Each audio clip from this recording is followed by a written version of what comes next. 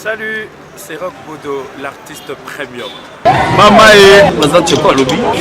C'est préféré la merveille être bien majuscule. L'homme de 6 bouteilles de marchandises, autrement dit choco 1000 euros. Votre artiste est quelque chose pour. Abonnez-vous massivement à la chaîne ABC One. ABC One. ABC One. ABC One. ABC One. ABC One.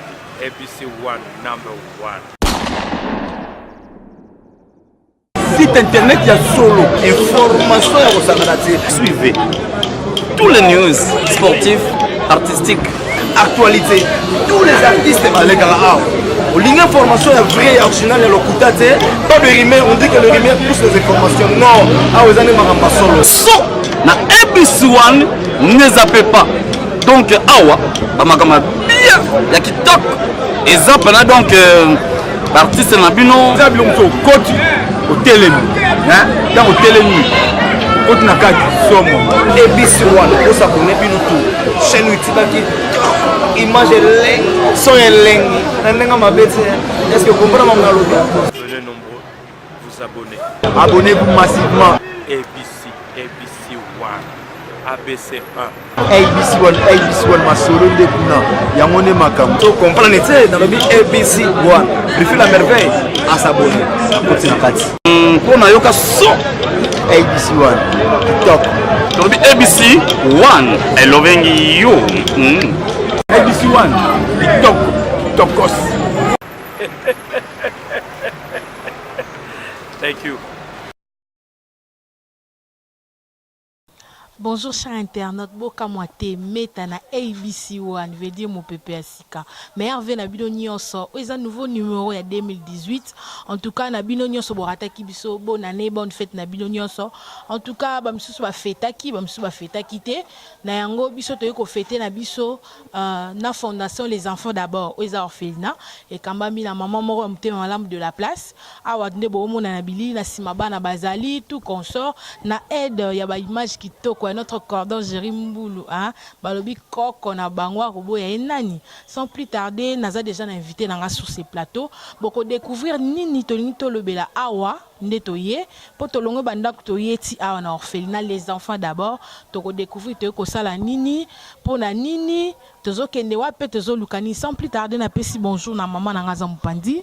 Bonjour, Maman Meta. Oui, maman, est-ce que vous se présentez bah tunyo so balandiam so ba Olanda ba kombo na yo awa toza wapi précisément? Merci. Ngai kombo nanga Maman Suzanne Kalela. Nazali coordinatrice ya nini ya orphelinat des enfants d'abord. Toza na kati ya commune ya Ngaba na avenue Mateba numéro 25. Merci maman les enfants d'abord maman Suzanne. Ko ebisa biso na obeti biso mo lisolo tozo nga mo mukesima initiative orphelinat mindele ba pesi yo to yo moko e uti passe na motema o concevoir vraiment idée à kosala orphelinat. Merci. Nakanisi lisolo o na beta kango tango nyonso pona kolakisa bato eloko nini etindaki ngai nasala musala oyo.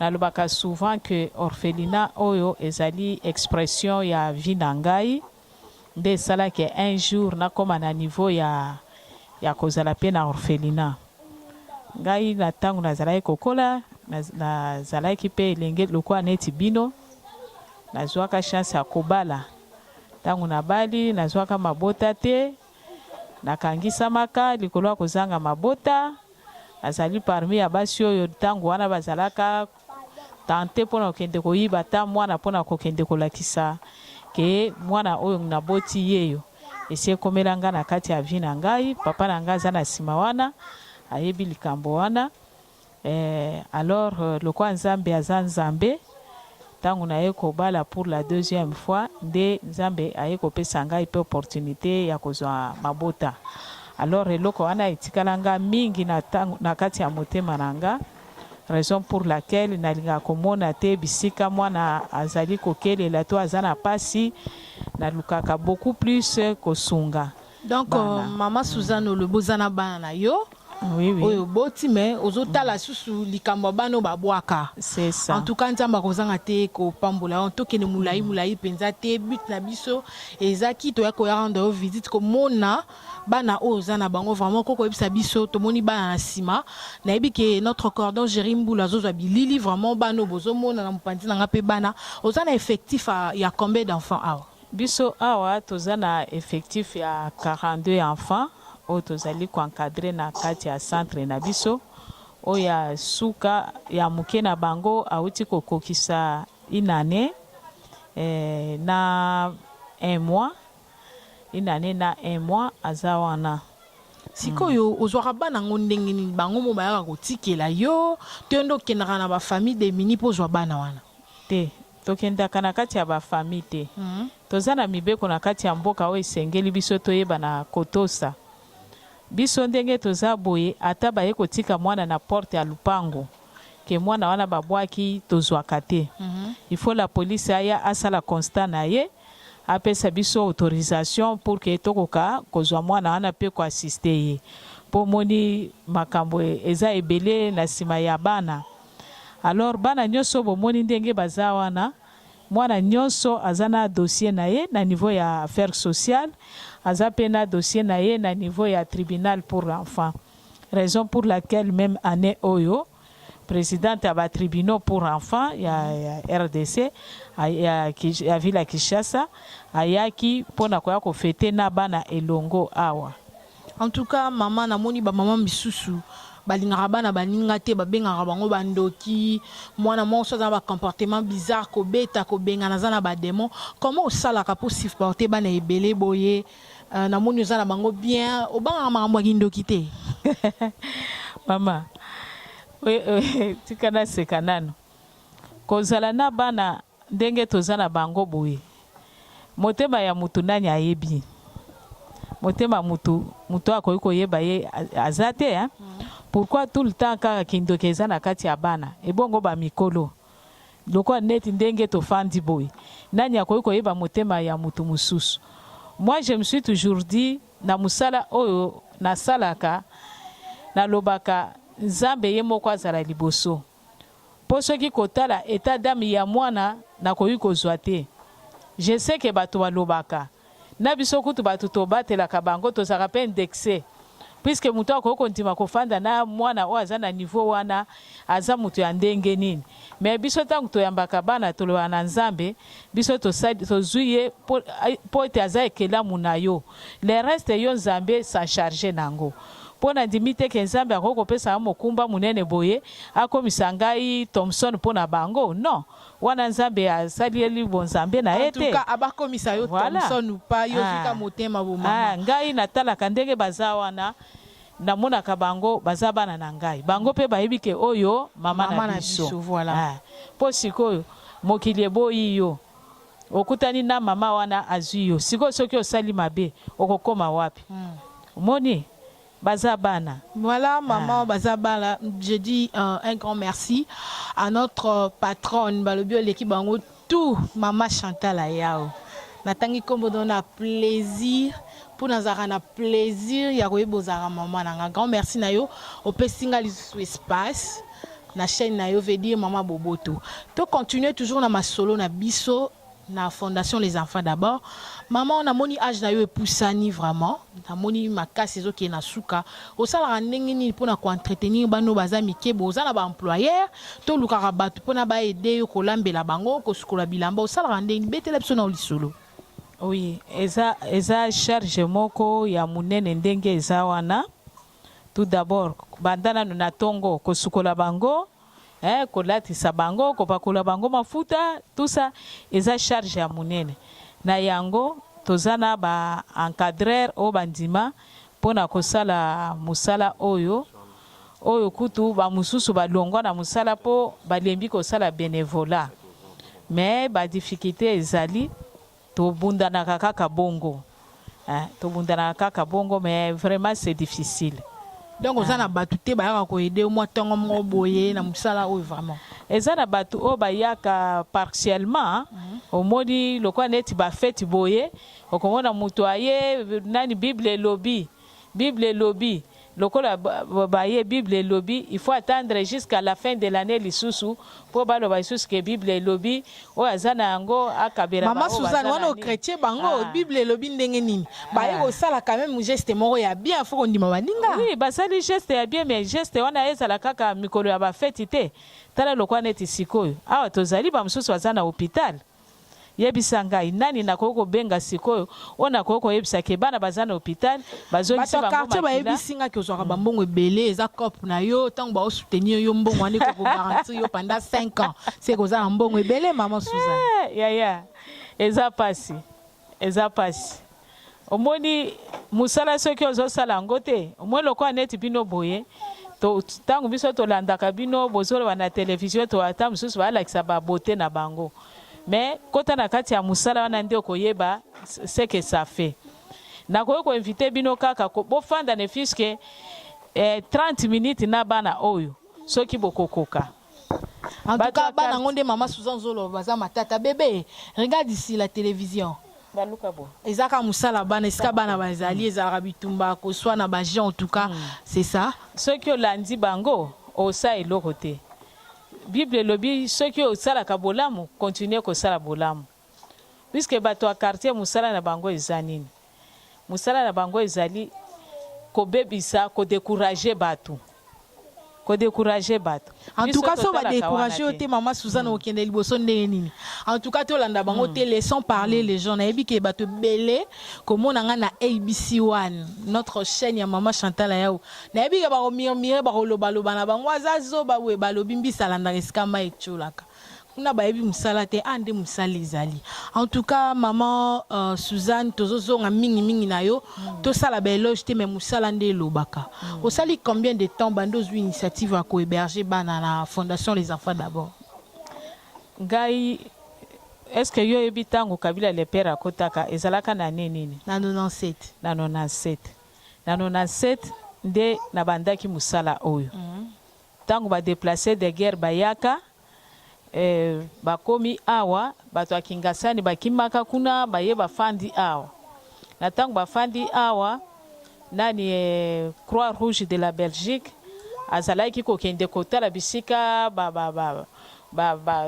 loger bato soki baye basali banquête bamoni ke batrace ya mwana wana eza quelque part bazalaki ko récupérer bana bazokende na bango alors bana o batikalaka tokokaki kobwaka bango te tokenda ti na commune toyebisi bango balobi nono lokola baparent na bango bamonani te bokoki kotia bana wana bisika moko te vous devez les garder alors nde déclenchement ya hébergement ebandaki modèle wana en tout cas bandano na oseti lelo c'est que vous avez un grand cœur, motema bo maman, en tout cas, et ça lit bien.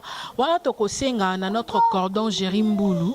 Alors, balancer biso image de total tout à l'heure, mais avant balancer ango, en tout cas, na zoe na batunion so, o ba gaspiller ba mbongo na pesa ba musicien, ba to théâtre, na boité, ko pesa ma bête, ko pesa ça bien. Mais na bano ba kelela, bano bazanga ndele ki malamu koleka parce que bango baza nelo kwa kuliate, baza elo kwa kulata te. Kopesa bango nzambe ya likolo opambola bino bomo na banu nyoso bana simananga bilonge kitoko nazondi mate kutu baza bana babwaka en tout cas nazomona bana ngo santé kitoko vedi nzamba batela ka to mona ta mutaliboma boti mwana ona santé kitoko bano pe bazokola vraiment na santé kitoko ya nzambe oza na mbongo oza na eloko mo boye vraiment kitoko oza na bezo sala na bana o bakelela o baza na simananga à travers Maman Suzanne benga na numéro ils affiché na ban écran na yo en tout cas notre cordon azawana osa musala kitoko voilà to senga na notre cordon Jérimboulou a balancer biso image oyo et on se retrouve tout juste après. Noël le 25 décembre ya chaque année mokili mobimba efetaka mbotama ya mwana ya nzambe na yango fondation Lydie Chita la Charity LTCF en sigle basalaki badon na ba orphelinat Lydie Chita la mwana mukie me motema malamu asalaki badon oyo me aza politicienne te aza kaka étudiante na mboka ya Grèce mais aza na souci ya kosunga ba orphelin pe ba orpheline ya mboka Congo. Délégation ya fondation Lydie Chita la ekumbamaki na mama Mujinga akendaki na 3 orphelinats abandaki na commune ya Ntiele na Mikonga na Fondam kuna apesaki ba loso, ba sucre, ba miliki, ba savon, ba mungwa, ba biscuit, ba bonbon, ba jus, ba soso, ba poisson et puis ba kitaki lisusu na orphelinat EVV Eden na avenue Kama numéro 20 na commune ya Lemba terminus. Après bakene ko sukisa na orphelinat les enfants d'abord ya avenue Lungela numéro 25 na commune ya Ngaba. Ambiance, ba chant, ba danse pe ba prière nde esalaki ke journée ele kamalamu. Bana ba sepelaki makasi pe ba communiquer ki boye. Yana peso merci pe biso bilo. Bonne année, soyez nawe. Zamba pambolao. Lili chichala nzamba batela abomba makila esezipika ela bakamari na o atambula na bango so banya kolingele bula mabe bamona ete ba angelu batela ba protéger pe ba responsable ya ba orphelinat nyonso babakisaki boye na Lidi Chitala esika biloko ewuti ebimi ya mukeme nzamba lobike o apesi ba ebangai adefisinga nzambe o eza nyongo apesi nzambe nzamba zongisi ya ebele koleka o ya apesi o po prochainement akanisa pe biso na présenter fondation ba meilleur v mbula oyo ezala mbula ya mapamboli sous double na pesi merci kota la fondation o ndenge bandi ezotika biso te eza déjà coup de chapeau merci pour tout. Nous savons que c'est pas nous qui bénit mais c'est Dieu qui bénit. Comme on a prié ce Dieu là, comme on a parlé de cette fondation à Dieu, Dieu prendra soin de vous. Continuez à faire du bien. Mama Mujinga oya kumbaki délégation pe azangaki malobate a bakisaki boye. Toye lelo awa na kombo ya fondation Lidi Chitala Charité. Toye to bandi na Nsele na Mikonga, toye na Lemba na Kama, toye kosukisa na Ngaba e osika tozali sikoyo. Lidi Chitala azali mwana oyo Nzambe apesa bolingo wana banda abotama. Asalaka makambo na ye na intérêt politique moko te. Asalaka makambo na ye na intérêt moko boya bomoto te. Asalaka parce que Nzambe ya lola Yesu Kristo atsango na kati na ye. Toye kotala bana oyo to sepeli. Mais na projet na ye etake moto azoyebisa Nzambe na ye ke tango tokozonga turu ya mibale na ba orphelinat nyonso to tamboli na oyo to tamboli te. Tozala capable ya kopesa bango ba mousse kosombela bango bilamba kofutela ba orphelin nyonso classe et ayebisika maman je crois avec Nzambe nga na ndimeli ekozala possible. Papa maman ndeko tala esika ya kolona yangoyo fondation Lidi Chitala Charité kende liboso. Voilà, bah Eva Boizo là que batamute mamalam bazalaka. Nani alobi mwasa tonga mboka tete. Biso yo tozo tonga Mama Lidi Charity Fondation. Asalaki Eva Moa kitoko bolandi na bilili ba image ko sarate ezolo bandenga yaki ko rendre bana oyo visite ndenge apesaki mwa biloko mike ba sucre ba savon ba nini. En tout cas epesi bien. En tout cas merci na yo Mama Lidi. En tout cas kola ozanga to pambola yo. Esuka ka bongo te na ebi que tokola kisabino deuxième élément na ba Eva mususu ko sala. En tout cas Mama Lidi a biasombine likambongo. Réaction na Maman Suzanne par rapport à visite oyo Mama Lidi a ko sala la fondation. Réaction na ça qui on ndengeni vraiment comme moi si ko rendre visite. Vraiment na pamboli na Nzambe pona tina ya chaîne na bino po mingi bayaka bakendaka bazwi bilili jamais bazongaka. Mais biso loko atozaka na biso ouvert totika kaka nde Bible lobby semer le matin semer le soir semer à midi. Alors tangu bayaka bazwi bilili bakendaki biso to Nzambe moko kaka asala. Mais à travers la bilili na bino nde Mama Lidi amona kibiso na kati ya bilili wana vraiment message na ye message o bana bapesa ki etushaki Mama Lidi à travers chaîne na bino. Mama Lidi ayebisi mama na ye alobi luka kaka orphelinat wana soki omoni ayebisi mama meje luka kaka orphelinat wana soki omoni yango te bomba biloko na ngai ti mokolo na komona bango na bongo pesa bango. Alors message wana etushaki biso makasi c'est détermination na ye puisque bandeko na ye bakoka pe ko détourner yango. Voilà. Mais lokola ye mokolo biloko na ye azala ko tenir nango biloko ane komela kibiso. dire que eza moke bien eza ebele biso l'essentiel asungi biso mais eloko moko tozali kosenga pe na baninga mususu o bazolanda biso na kati ya chaîne oyo eza ka mama Lydie te eza bato ebele bazolandaka chaîne oyo tango yo otutisami pe mpona komona mosala oyo tozosala. Mama Suzanne nakata ote chaîne pe ya pamba te ABC1 ya mama Chantal Ayao mukona ngo paza mwasi. Ah bon, vraiment nzambe apambola c'est que eza promotion ya femme. En tout cas, émergence de la femme. Émergence de la femme. Il y a une chaîne, na kati ya protection de l'enfant. Alors Monique est pessi malam. Yango mama Chantal zalaka ambassadrice ya orphelinat oyo. Alors yango na lobi ke bato ebele bazolanda chaîne oyo LBC1 ezaka ka mama Lydie te. Boza ebele bozolanda chaîne oyo. Tout le monde a lokola na Kinshasa lokola dernièrement na kenda ko rendre papa nanga visite na moni ba jeune na biso a quartier balati ba polo po il faut ba kende ko yamba dika moko boye a uti poto banderole ya pamba c'est $80. Imaginez-vous $80 na franc congolais ça fait combien?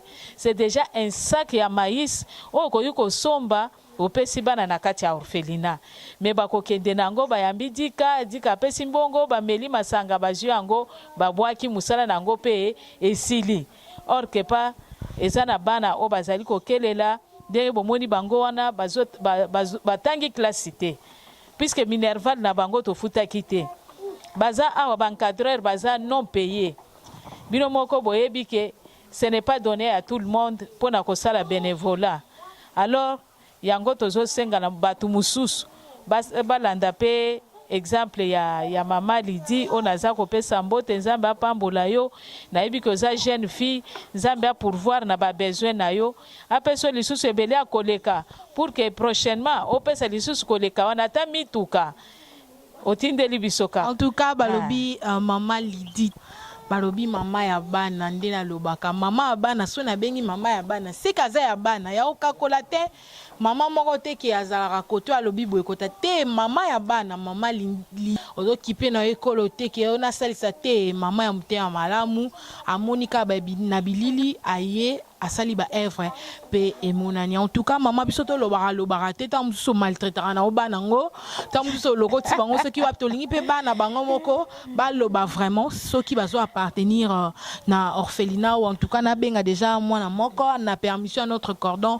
Jerimboulou Yaya jeune fille vient. Mais je crois que na to rectifier moi eloko moko amuke au moni terme wana ba utilizaka wana biso to sepelaka nango te puisque balabala jamais abota mwana mwana balokotaka pe azate na tangu mwana si akomi bisika neti bokuti eboye mama na ye ezali ngai papa na ye eza mobali nanga ozomona alors ba terme wana e affectaka bana mingi to sepela te et puis jamais on peut faire ça même si ndenge bazoba ke olokoti mwana aza mutu te toza ba humanitaire tango kuti mwana na nzela azangi lipa tu peux toujours aider oyo bamelaka ba masanga amelia langwe babandi ko asombeli pe muninga kana banga na masanga mususu ebongo siko soki okoyi kosunga nango mwana est-ce que eza lisumu te voilà naza na pembe nanga jeune fille moko Yaya bonjour. Bonjour. Kombono nani? Dakas. Mama abino awa kombono nani? Mama Suzanne yo fandaka awa oyebi ke bato baotalo na télévision pesa bango nanu mbote. En tout cas olobi nini na banyoso baolanda yo na nsima eloko wana ozomona? na lobi boye nasenga na bato ya kosungaka biso bela biso bilamba na mbonga Minerval na biloka kolia. Ok, merci. Omoni mwana ye mo alobi bopesa bango biloka kolia bopesa bango bilamba. En tout cas nasuki kana ye moko te tam subo lobaki ba pesa ki maloba volontaire Yaya boya pasta yaka. En tout cas ba pasta bazanga ba bimela de partout a pe na orphelinat ndazala mwana mo ba obenga pasta ye azoya. En tout cas nzamba pona bat na ndenge na Yaya bonjour. Bonjour. Ba obengo pasteur oza pasteur amke te kombo na onani? David. tala kuna tala yaya nene eloko wana omoni ye yo nde olobaki tour wana te omonaki mama Lydie ayaki oloba na mama Lydie nini napesi merci ndenge akanisaki biso abosana biso susu te atindela biso bilamba na minerva na biloko ya kolia epuis mai ekotelaka biso soki mbula ebandi amachela biso asisela biso ndako mpo soki mai ekoti moya komata likolo ezalaka te ndako nani esili te. En tout cas mwana oyo naoki na pasi na motema maloba ebele odie mokolo eza na moto aotinda oloba maloba oyo to yo moko mpenza ozoloba ngo nga moko. En tout cas oza mayele merci en tout cas nde bozomona bilili bana bango moko bazoloba tokozanga te kozwa pe ba témoignage ya bakolo ya quartier oyo nazomona banana ya bazokota mpona kotala évolution ndenge nini maman azo encadré en tout cas bana na fondation les enfants d'abord en tout cas nde nalobaka mosala nde elekela maloba mokie notre cordon Géry Mbulu azosala mosala kitoko merci na yo nanu na ndenge faire parvenir message partout dans le monde en travers mosala noa kitoko osalaka webmaster babi mingi te webmaster wabimi nzamba tindeli biso na mama oyo na génération oyo eza notre cordon Géry Mbulu merci na yo nazo profiter na pesa mbote na consort nango aza na maladie balobi maman DS esiko za na convalescence na yo nzamba sunga yo en tout cas miso yo ka bien toko sepela mingi soki tomoni yo juste parmi nous esalaka bien en tout cas tozongisi lisusu makanisi na biso na liso na biso ebandeli na mama Suzanne toki bana balobi ma ekotelaka bino biloko mwa bongo ndamonaki mama Lydie ayaki ya bilili elakisaki biso bozaka na ba difficulté zo continuer to ndenge nini. Oui, ba difficulté esilaka te nakanisi oyoki ndenge mwana alobi mbula soki ebeti ma ekotaka soki otuni mwana soki bayebisi ye eza vie na bango quotidienne azomona mikolo nyonso ndenge ezali avant tobima il faut koyebisa yango kanga lidusu bomata likolo bosala boye eza ba difficulté omoni lelo toza na kati ya chantier tozobunda malembe kaka pour que bana bakoka kozala likolo mpona koevite ba catastrophe tozali awa kutu ndenge baza wana baliaka na se on n'a pas de table mpona koliela na bango basani ya koliela kutu je crois bakoki kobimisa ta basani balakisa bino tozolamba na poussière ya mabaya aza wana mpona kosala mosala kitoko na asire nde toloba boye bilili ezoleka wana bomona banzungu en tout cas ezopesa na mawa namoni mpe na ngambu nde bilili ezolakisa boza vraiment penepene ya rivière oyo ekaboli ngaba na lemba voilà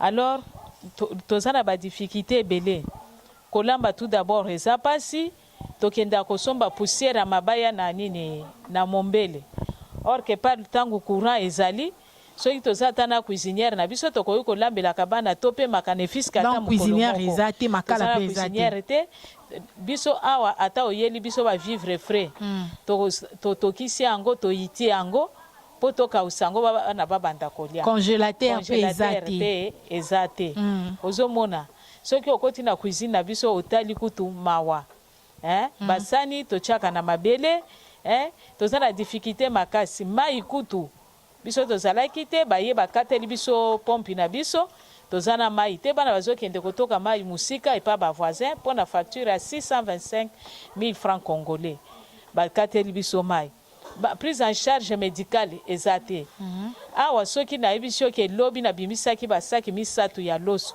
bake koteka mpona kozwa mwa mbongo ya kokende nango kokende kofutela bana na hôpital est-ce que okoki kondimanga okondima te mais bana ozobeta ngo sete mwa mingi bana babeli bana bobeli baza wapi précisément bana babeli na minute oyo tozoloba soki bokei na crame na bongolo bokende kokuta bana wana baza kuna baza na nani kuna baza na encadreur na biso moko nde aza na bango kuna bana babeli bana mike makasi to nde to yo betaki bango babeli mama ata kobeta po mwana abela d'abord soki nabelisi bango nani amonaka pasi yo moko eza ngai nakoki kosepela te ke bana babela bano baza bana na nga mama nakoki koluka mabe ekomela bango te mpo nazolala na bango ndako moko nazo partager na bango zungu moko.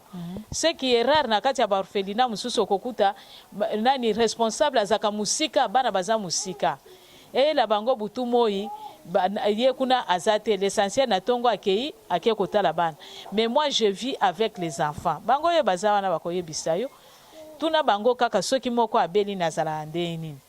Alors na ko sepela babela pona nini puisque souci na ngeza li bazala bonne santé po soki babeli nanya ko bimisela ngambo. En tout cas kaka yo mo ko souffrir de to bande ko loma. En tout cas o étalé biso ba difficulté bozana ngoawa na ONG les enfants d'abord orphelinat. En tout cas, et puis si moi passe ici, qu'on a battu nyonso bazui li baku vraiment. Ya kolanda yo, hormis maman li dit message ni yoko kopé ça na bango en tant que bato ma ba dit kapi bazandongo lobi wana bazana besoin ya ko aider vraiment mais ba éviter orientation ndeni bakoko sala po ba rejoindre abino vraiment. Merci mingi mama Meta. Na lobi na bato nyonso bazolanda biso na moment oyo. Je crois que ndenge na beta ki sete liboso na biba mususu bayaka bazwa bilili bakenda nango. Mais ce n'est pas le cas na ABC1. Potango bakendaka to s'inquiétaka mais to monaki quand même retomber. Ce qui maloba oyo émission oyo etuti yo ko komitungisa te pona kozanga kopesa. Na kanisi mingi balukaka ko vérifier. Ce qui est opésié, il y a toujours moyen de vérifier. Il y a moyen de atteindre biso. Eza orphelinat ou ezali une adresse moko précise. Pour ce qui est à dribbler bino. Mais je ne crois pas que ceux qui aient pas yo ye ko vérifier pas na biso to koye bisayo likambo alukuta o biso to bénéficier na ngote. To sengi na mutu nyonso azana mote ya malamu. Bana o baza bana na biso nyonso. Mutu moko te akoki kobota ebele ya bana boye bomoi na kati awa la majorité ezali bana ya mike tozali baza exposé tout le temps na nani ba épidémie ba nini oyo aza ata na tonga ata kuna na poto wana oza na tonga ata serenge pesa bango kaka bakoya kopesa biso oyo nyonso yo oza nango sunga biso bana oyo ifo batanga na kati na bango awa batu minene bazali o bakoki kosunga mboka na biso lobi nani akoki koyeba po tozala bango tozomona bango ke baza bana tozobenga bango ba orphelin mais baza ba orphelin te po bino batata na bango ba mama na bango na batata mwasi na bango boza ko vivre na poto boza ko zwa biloko boza ko bwaka et pourtant que ba neveu ba nièce na bino bana na bino bazali awa. En tout cas bobwaka te, ne jetez pas ce que vous n'utilisez pas. Adresse ezali orphelinat des enfants d'abord, botinda la biso, ozana moi cuisinière, tinda ta occasion kosunga. Ozata na moi 100 francs, lokola siko bana bazana hôpital. Ozana ngo tinde la biso, toko futa misolo, bakopesa yo pe nini, soki okoza besoin na ba preuve wana pe ekozwama bakopesa bino. En tout cas, o nyoso ko salisa biso atia te lokoso liboso ke no bango nde bakosalela eko parvenir biso nzambe pe akoyeba na kopambola bino. En tout cas, merci à Maman Suzanne Nassi ekoi na mabanga teme ekoi na zelo oyo botaka tokozana esengo to ndimela nzambe ka kosimba mitema na bino tokozonga liswana esika oyo pona kolakisa ba bonnes œuvres balobi les bonnes œuvres ne meurent jamais ata lobi to lobi kuna eko témoigner ka eko ganga pona bino. Voilà, tokomi na suka ya émission na biso to kitaki awa na orphelinat les enfants d'abord ezana ngaba na esika moko ya pasi pembeni ya mai ya kalamu. En tout cas bangungi biloko ndenge na ndenge toujours na souci ya kopanza sango pe kolakisa bino babola o bazangi ba moyen bino bozana ngo bosunga bango yango to yaki bel et bien na orphelinat okokutana maman Suzanne Oaza fondatrice ya orphelinat. En tout cas na sir maman Chantal aya Oaza boss na biso ayoki déjà akoti pe likambo yango pomba te na yebi maman nanga azanga raté ko sala quelque chose pour na ba oyo basengi aide panaye. Grand merci lisusu à notre cordon Jérimboulou namoni Kabuya balobi Kabuya na sima caméra mingi te mais Jérimboulou mingi na musala na pesi lisusu mbote na balandi nyonso balingaka biso na bosani te Dadi Mbenga nazo bosana te. En tout cas, notre patriarche, c'est aux États-Unis, Kapé Poula, na ebi que Okotia Liboko na makambu oyo, na bosani pete et pas phrase. Na Paris, en tout cas, babi musala nzambe, ya munene, ya makasi, papa et pas phrase, place aux ali, na ebi que Okoti Kabanate. En tout cas, na pesi susumbote. Yaza na Molandi, atchaka na eba commentaire mingi te Adrien Mutumosi. Mbote na yo papa isikeza. Na robosa na te oza lisumu munene. Ce qui na clôturé na kopesa merci na maman Chantal Ayaote. En tout cas, munganga ya munene kuna na États-Unis.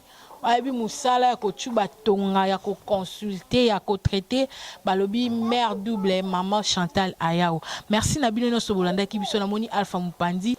Voilà, grand merci à Balobi Eli Binene, secrétaire général particulier nyonso ya yo zwa. En tout cas, merci pe na bino nyonso balandi nyonso bolingara Irène Meta. Ngana bino tokutani très prochainement. Un nouveau numéro. Bonne année, bonne fête nyonso ya bino. En tout cas, plaisir ezaki ebele koyeba bozaki wana pona kolanda biso. Bye bye. Bye bye. Bye bye.